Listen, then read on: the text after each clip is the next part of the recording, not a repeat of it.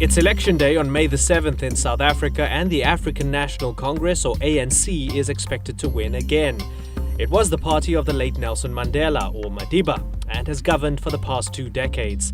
But this year, thousands of disappointed youth who feel cheated by the system are looking for a new political outlet. Some even suggest that Madiba himself let them down.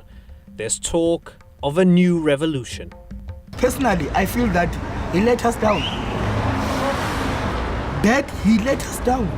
I met Lufuno Gogoro of the EFF, the Economic Freedom Fighters, outside the memorial at FNB Stadium. He told me the group left the memorial early to avoid a violent standoff with the ANC Youth League, the youth wing of the ruling party. Both sides were accused of booing President Jacob Zuma at Madiba's memorial, a cause for national and international embarrassment. The constitution actually doesn't address the economical injustices. It is speaking about us laughing to each other, going to the same toilets, marrying one another, rainbow nation. That is not it. We are in an economical civil war. We cannot run away from that. So you that want is why another we demand civil it now. war to fix the civil war? This is a called civil war. People are fighting against one another. People are getting robbed. If you can look at these people they hate one another because of we don't have I was in money. Cape Town just now. Because you're white. Because you're white. I'm brown, man. Because you're brown. Because you're Indian. Actually. Does this feel like civil war to you? Yes, this is. If you cannot benefit, you start to hate one another. People are killing one another. Let me tell you.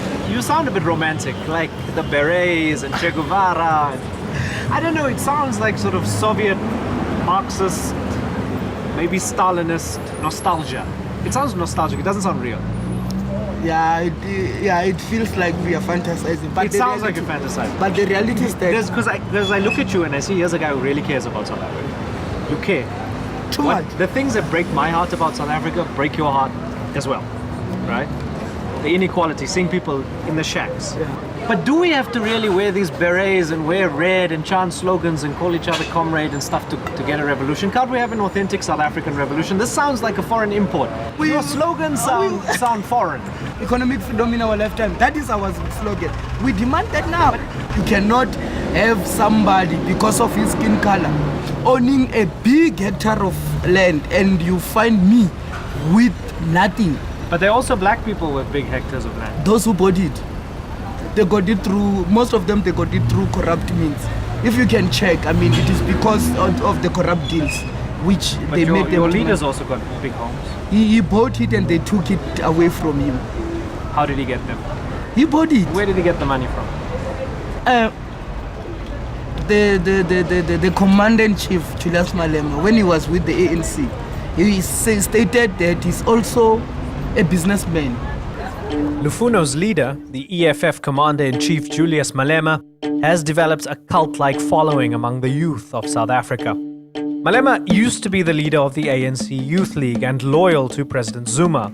But Malema got caught up in allegations of fraud and corruption and was expelled from the ANC, making Zuma his enemy.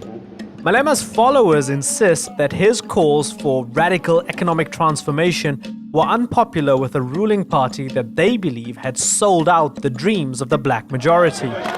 The party is young, but their impact has already been strong.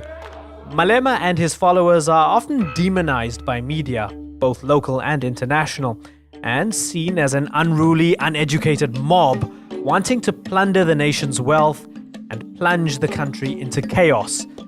A crowd of EFF revolutionaries and their leader Malema met at a nearby petrol station and arranged to march to the Mandela home in the upper middle class suburb of Houghton. They wanted to show wealthy locals that they came to pay their respects and not to cause any trouble. Conduct ourselves in a dignified manner. Tata, who will look after SA Malema? And if you put Malema and Mandela's names together, people will say you're using the man's death to promote your political party. Okay. Show them that you care about South Africa, that's all. Don't write what this guy is saying. No, I'm kidding. Yeah. I'm saying that side Shorter. EFF will always love Tata Mandela. Amandla Mandela. No. EFF will always love Tata, full stop.